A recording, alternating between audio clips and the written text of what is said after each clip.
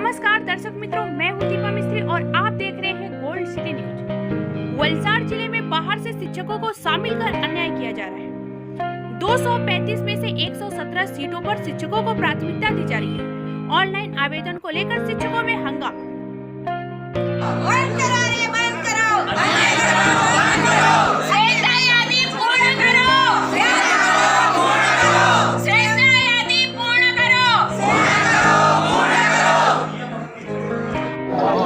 હું ચૈતાલી પટેલ છોટાઉદેપુર જિલ્લાથી અહીં વલસાડમાં જિલ્લા ફેર બદલી કેમ્પ માટે આવી છું, પરંતુ આ બદલી કેમ્પમાં માત્ર ને માત્ર અન્યાય થઈ રહ્યો હોય એ રીતેનો જ કેમ્પ આગળ ચાલી રહ્યો છે।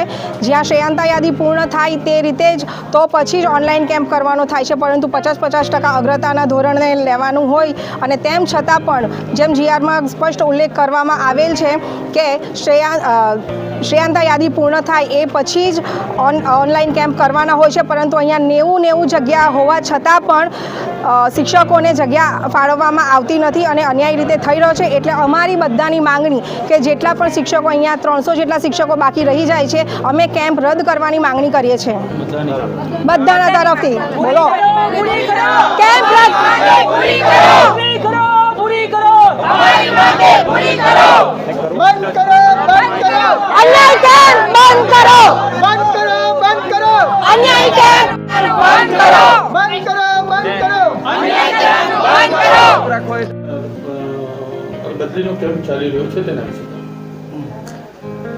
ગુજરાત રાજ્યમાં તમામ જિલ્લાઓમાં આજે શિક્ષકોનો જિલ્લા ફેરબદલીનો કેમ્પ યોજાઈ રહ્યો છે। વલસાડ જિલ્લામાં પણ આજે જિલ્લા ફેરબદલીનો કેમ્પ યોજવામાં આવ્યો છે, જેમાં ધોરણ 1 થી 5માં 235 જગ્યાઓ ખાલી છે અને એમાં 50% અગ્રતાના ક્રમથી ભરવામાં આવશે, એટલે 118 જગ્યાઓ અગ્રતાના ક્રમમાં રહેશે અને 117 જગ્યાઓ શ્રેયાંતા યાદી એટલે સિનિયોરિટી પ્રમાણે ભરવામાં આવશે।